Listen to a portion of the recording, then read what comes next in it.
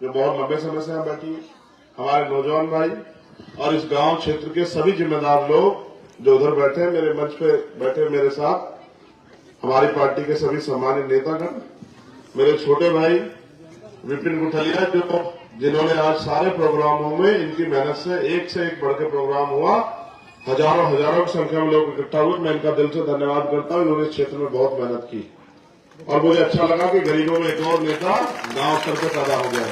भाई ललित जी मेरे साथ चल के आए, भाई अमित कसाना जी, महेश काफना जी, बहन शैलजा जी, भाई नीतू गौतम जी, पूर्व मंत्री वीर सिंह जी,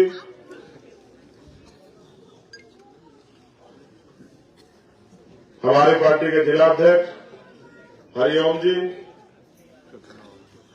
भाई ज्ञान सिंह जी, भाई सुमित जी, और जिन्होंने हमारे बहुत जिम्मेदार साथी जिन्होंने प्रोग्राम कराया, भाई पृथ्वी सिंह जी, आपका भी सबका बहुत बहुत धन्यवाद।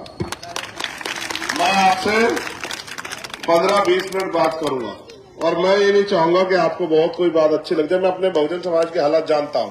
ये जो दलित, पिछड़ा, मुसलमान, आदिवासी, सिख, जैन, बौद्ध है, ईसाई है, मैं इसके हालत जानता हूं। जरा सा कुछ मिलता है खुश हो जाता बहुत, और जरा सी कोई मुसीबत आती तो घबरा जाता है बहुत। तो ना तो खुश होने से कुछ होता, ना घबराने से कुछ होता। हर बात का मुकाबला करना पड़ता है और जो मुकाबला नहीं करेगा उसका वजूद मिट जाएगा। तो इसलिए मैं आपसे अपील करूंगा, ताली ना बजाएं, बस सिर्फ कुछ देर मुझे सुने। ये चुनावी लड़ाई नहीं है। इस मुल्क में अब चुनावी लड़ाई नहीं बची है।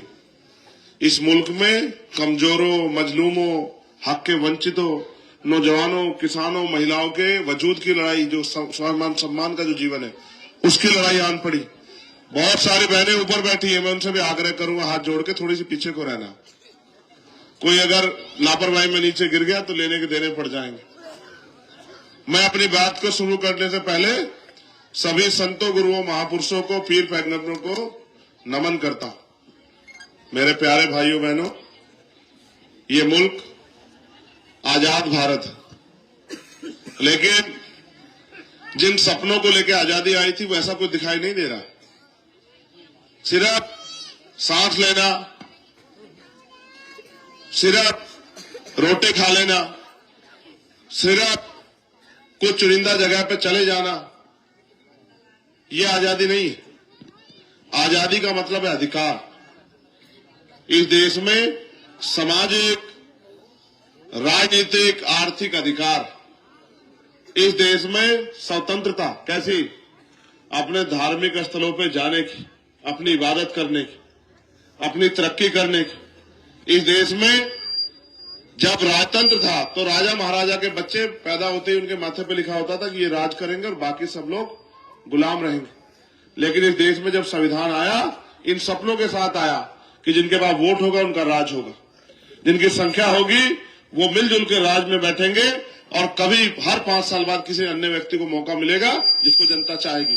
जो जनता के काम नहीं करेगा, जनता उसको उखाड़ के फेंक देगी, और जनता की जो उसके साथ देगा, गरीबों का हमदर्द होगा, गरीबों की आवाज बनेगा, जनता उसे ताकत दे देगी। लोकतंत्र इसलिए आया था कि राजतंत्र में अमीर लोग राज करते थे। अगर अमीर ही राज करेंगे तो वो लोकतंत्र नहीं हो सकता। अमीरों के चंगुल से छुड़ा के हमारे महापुरुषों ने हमें लोकतंत्र दिया कि गरीब का बेटा भी अपने लोगों के वोट से ताकतवर हो सकता है। इसलिए आया था लोकतंत्र। लेकिन आज लोकतंत्र क्या बन गया? जिनके पास जो राजा महाराजा थे उन्हीं की औलादों ने पैसे के आधार पर राजनीति करना शुरू किया। और जब पहली बार वोट का अधिकार मिला, पहले तो कोई चाहता नहीं था कि इस देश के कमजोर, हक वंचित समाज के लोगों को वोट का अधिकार मिले। जब बाबा साहब वोट की पैरवी कर रहे थे तो वो वोट के अधिकार को देने को राजी थे। वो बाबा साहब कहते कि वोट हर व्यक्ति को मिलना चाहिए, जो समझदार हो गया, बालिग हो गया। वो कहते वोट का अधिकार उसको मिले जो जमींदार है, वोट का अधिकार उसको मिले जिसका कारोबार है, वोट का अधिकार उसको मिले जो लगान देता है, वोट का अधिकार उसको मिले जो पढ़ा लिखा है। बाबा साहब ने घूम फिर के देखा कि इस देश में तो बहुत बड़े पैमाने पे कमजोर, मजलूम लोग पढ़ाई से वंचित है, रोजगार से वंचित है, अधिकार से वंचित है, खेती से वंचित है, कारोबार से वंचित है। तो अगर चंद लोग फैसला करेंगे कि इस देश की पॉलिसी क्या होगी, तो फिर ये लोकतंत्र नहीं हो सकता। ये जो नहीं बेटा तुमने शराब पी है ना, फिर चैन से बैठे रहो। अभी सबको समझाया था, तुम बीच में बाधा मत बनो। सच ये है कि कल आपको ये भी नहीं पता कि कल आपके खिलाफ क्या कानून बनेगा। आप अपने दिलों पे हाथ रख के देखो, इस देश में क्या हो गया है। आप मेरी बात को दिल पे, मेरी बात को इसलिए एहसास करना क्योंकि मैं आप में से एक हूं। मैं जुल्म के खिलाफ लड़ रहा हूं, इसलिए मेरी बात को करना। लोकतंत्र का मतलब था जनता द्वारा जनता का शासन, कि जनता जो चाहेगी उनकी हमदर्दी के लिए कानून बनेंगे। लेकिन आज कानून बनते तो आपसे कोई पूछता है क्या? एनआरसी का कानून बना, आप बताओ ईमानदारी से, आपसे किसने पूछा क्या? जगह यार मेरे को एनआरसी खिलाफ कानून बना, किसने आपसे पूछा क्या? जब सीए पे कानून ना, आपसे किसने पूछा क्या? जब किसानों के खिलाफ कानून ना, किसानों ने किसने पूछा क्या? जब अभी कुछ दिन पहले ड्राइवरों के खिलाफ कानून ना, ड्राइवरों से किसने पूछा क्या? जब जीएसटी लागू हुआ व्यापारियों के लिए तो क्या कभी किसने पूछा क्या व्यापारियों से? जब नोटबंदी की प्रधानमंत्री ने किससे पूछा क्या? तो इसका मतलब ये तो तानाशाही का दौर चल गया कि जो सत्ता में बैठा है कुछ परसेंट वोट लेके उसका जो मना है वो करे, जिस तरह से चलाए, जो कानून थोप दे, जिस तरह से गुलामों के ऊपर कानून थोपे जाते थे उसी तरह से गुलामों के ऊपर कानून थोपे जा रहे हैं। जिस चीज की ओर उंगली कर दे सरकार भी उनकी और कोर्ट भी उनका, वही उनकी, जिसकी लाठी उसकी भैंस। और मुझसे क्या कहलवाना चाहते हो कि मुल्क में बचा क्या? जिस चीज की तरफ उंगली कर देते हैं और जिस चीज पे जाकर बैठ जाते हैं कानून, चाहे वो वर्षिप एक्ट हो 1991, कोई पूछने वाला नहीं है, कोई पूछने वाला नहीं। और आपने जिन आवाजों को ताकत दी कि आपकी लड़ाई लड़ेंगे, उनको देखो, कोई सीबीआई से डर गया है, कोई इनकम टैक्स से डर गया है, कोई ईडी से डर गया है, कोई मुकदमे से डर गया है, कोई जेल से डर गया है, और जिसने कुछ करके दिखाया वो जेलों में सड़ रहा है। आप आजम भाई को देख लो, ये आपके सामने। मैं बस आपको ये पूछना चाहता हूं कि जब मुल्क आजाद हुआ तो आपकी जिंदगी में वो आजादी कब आएगी कि आप गरीबी से ऊपर उठ के आप भी सुख शांति का जीवन ले पाओगे।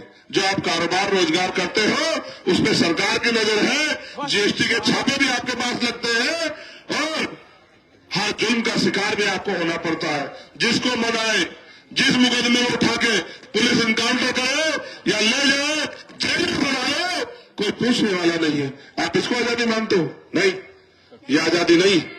असल आजादी वो होती है जिसमें जनता के सवालों का जवाब नेताओं को और सरकार को देना पड़ता। आज क्या है, आप सरकार से एक सवाल पूछ लो, चाहे आप मीडिया के लोग हो या ऐसे जो हमारे नौजवान वहां गेट के पास खड़े होकर पूरे कार्यक्रम को डिस्टर्ब कर रहे, चाहे आप इनमें से एक दो हो, तो इनकी बात कोई सुनने को राजी नहीं है। कोई मीडिया का व्यक्ति से आवाज उठाता जेल में भेज देते हैं, कोई दलित अपनी आवाज उठाता है नक्सली का आरोप लगा के जेल में भेज देते हैं, कोई मुसलमान अपने हक हुकूक की बात करता तो आतंकवादी बता देते हैं, कोई सिख अपनी बात करने किसान जाता है खालिस्तानी बताने लग जाते हैं। इस मुल्क को हो क्या गया?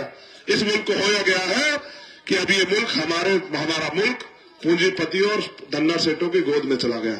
अडानी के जो रिश्तेदार हैं, जो देश में शासन सत्ता चला रहे हैं, वो इस देश की सारी सरकार सिस्टम को बेच के अडानी अंबानी की गोद में उनके हाथ में दे रहे। एक दिन वो दिन दूर नहीं, मेरी बात पे गौर करना। ये दो बातें याद रखना और अपने बच्चों को, अपने दोस्तों को, अपने साथियों को, अपने परिवार वालों और रिश्तेदारों को बताना कि अगर किसी देश को गुलाम बनाना हो तो दो चीजें करनी पड़ती है। पहली, उस देश के पूरे व्यापार पे कब्जा करना पड़ता है।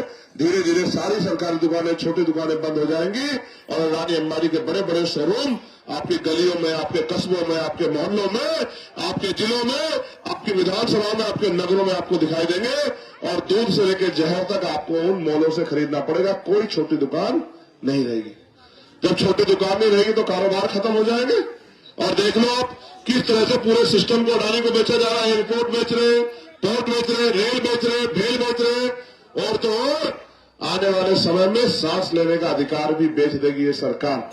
दूसरा, उस देश की सेना को अपने कब्जे में ले लो। इस देश में अग्निवीर योजना लाके इस सरकार ने किसानों, कबीरों के बच्चों को, मजदूरों के बच्चे जो आर्मी में चले जाते थे, 4 साल की नौकरी करके उनकी जो हिम्मत थी देश की सेना, देश की रक्षा करने के लिए, राष्ट्र की शक्ति बनने के लिए, वो हिम्मत तोड़ दी। अब सिर्फ अपने विचारधारा के लोगों को सेना में भर्ती किया जा रहा है। वो दिन दूर नहीं जब सेना में अघोषित कब्जा भारतीय जनता पार्टी के लोगों का हो जाएगा। मैं अपनी देश की सेना से बड़ा प्यार करता हूं, उनकी हिम्मत से बड़ा प्यार करता हूं, लेकिन क्या करूं, मजबूरी में मुझे कहना पड़ रहा है, क्योंकि मैं बादशाह के अगले कदम को जानता हूं कि वो क्या करने वाला है। वो दिन दूर नहीं जब सेना उनके हिसाब से काम करेगी, क्योंकि जिनकी सरकार होती है उनकी सेना होती है।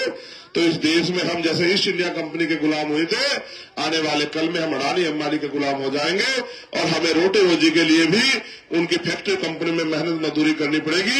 हमारे अधिकार, हमारी स्वतंत्रता सब छिन जाएगी। बाबा साहब अम्बेडकर ने हमें वोट का अधिकार इस देश में शासन सत्ता करने के लिए दिया था। जिनको अपमानित किया गया मुझे रखने पे, घोड़े पे बैठने पे, मटकी छूने पे, जिनको अपमानित किया गया, जिनको कारोबार नहीं करने देंगे, पढ़ने नहीं देगा, अच्छे मकान नहीं बना देंगे, उनको भी राज करने की ताकत करने के लिए बाबा साहब ने वोट की ताकत दी। लेकिन आज उस समाज के हालात देखो, आज उस समाज के हालात ये है कि वो राशन पे वोट करने लगा है, वो चंद पैसों पे वोट बेचने लगा है, या फिर वो वोट देता भी है तो ऐसे लोगों को वोट देता है जो उनकी वोट को लेके वोट को ऐसे डकार जाते हैं जैसे ताकतवर व्यक्ति किसी गरीब का हक डकार जाता है। आप महसूस करके देखो कि जिनको 5 साल पहले आपने वोट देती है, आप दिल पे अपने हाथ रख के बताओ क्या पूरे 5 साल में एक बार आपने उसको अपनी गली में देखा? क्या पूरे 5 साल में आपने एक बार पार्लियामेंट में देखा उस आदमी को? अगर उसने एक बार नगीना की आवाज उठाई है, क्या नगीना में हर व्यक्ति खुशहाल है? आप मुझे बताओ ईमानदारी से, क्या नगीना में एम्स जैसे हॉस्पिटल की जरूरत है या नहीं? आप बताओ मेरे लोगों, मुझसे मैं आपसे पूछना चाहता हूं, क्या एम्स जैसे हॉस्पिटल की जरूरत नगीना में नहीं है क्या? आज यहां से मुझे अच्छी तरह याद है, नेटवर्क में मेरे साथी थे सलीम सिद्दीकी, मेरा छोटा भाई। उसको रात को दिल का दौरा पड़ा, उसके परिवार के लोग लेके भागे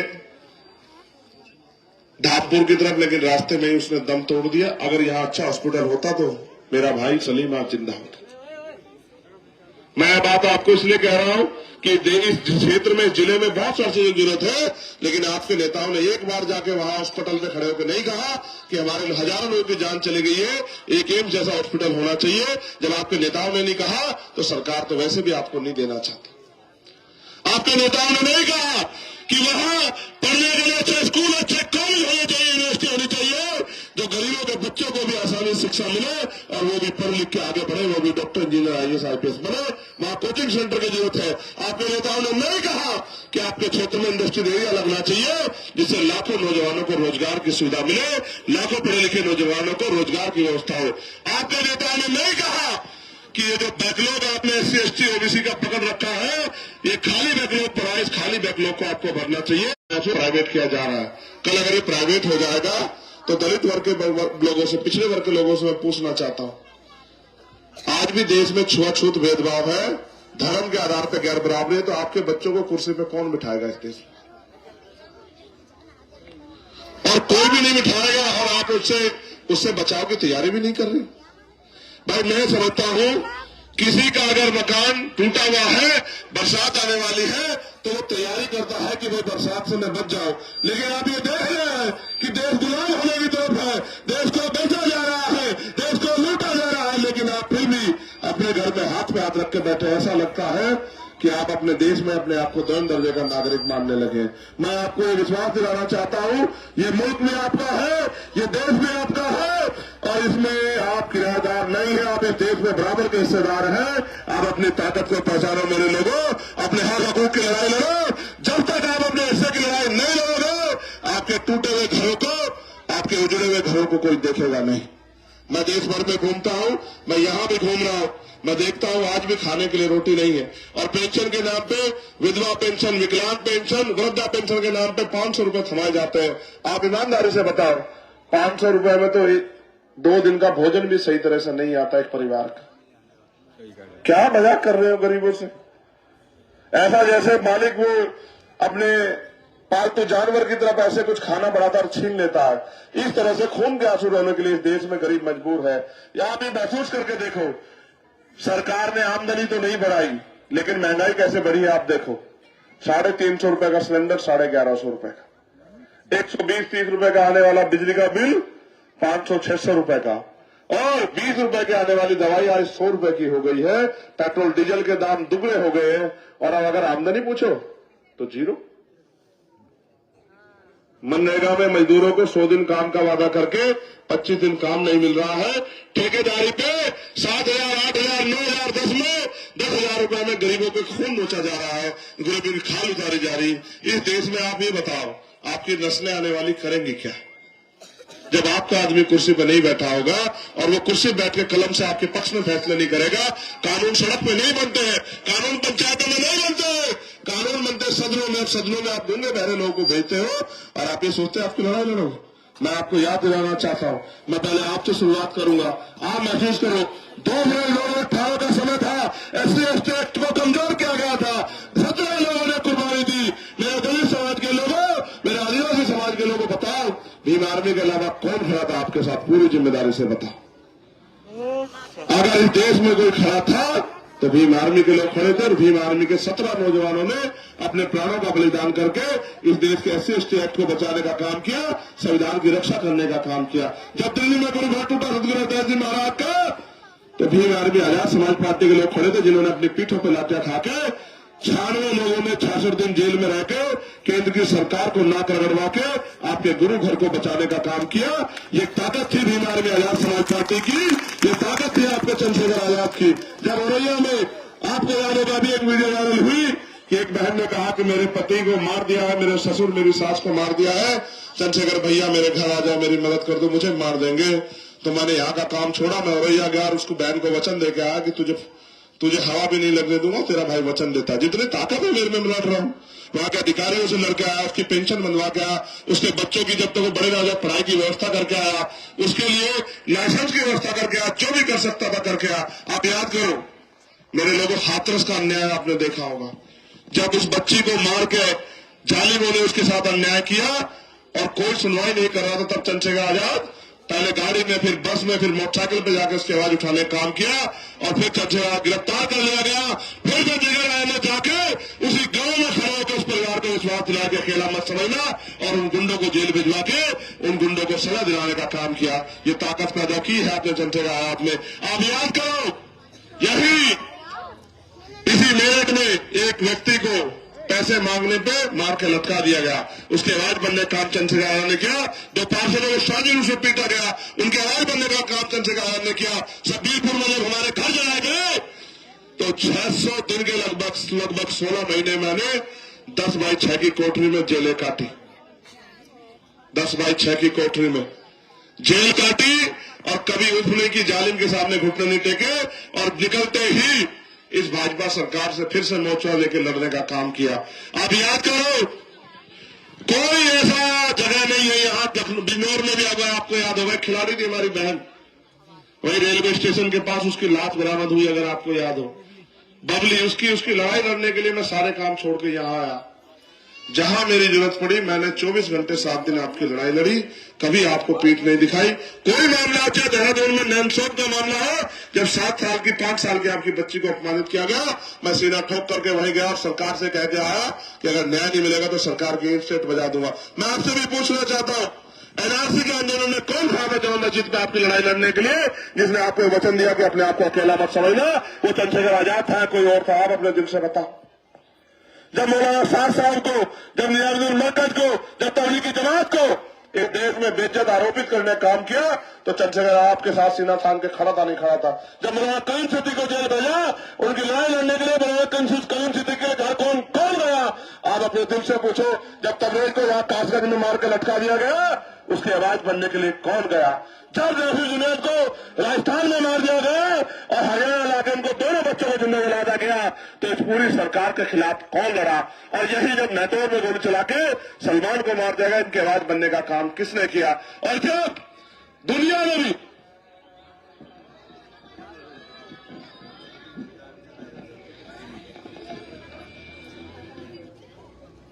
हो गया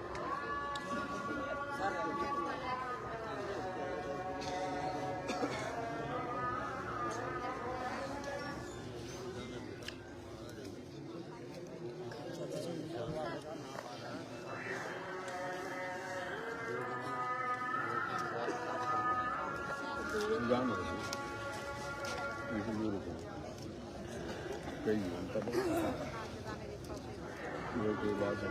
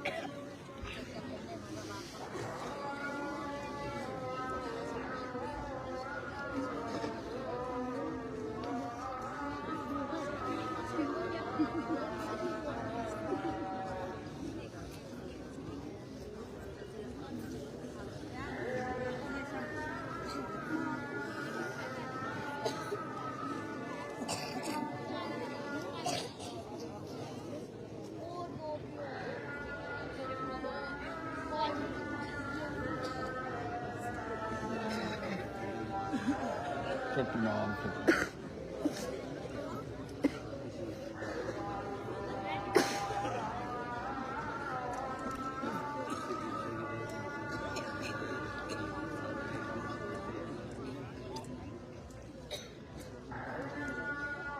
तुमने क्या और कहा तो बड़े हीरो बन रहे हैं।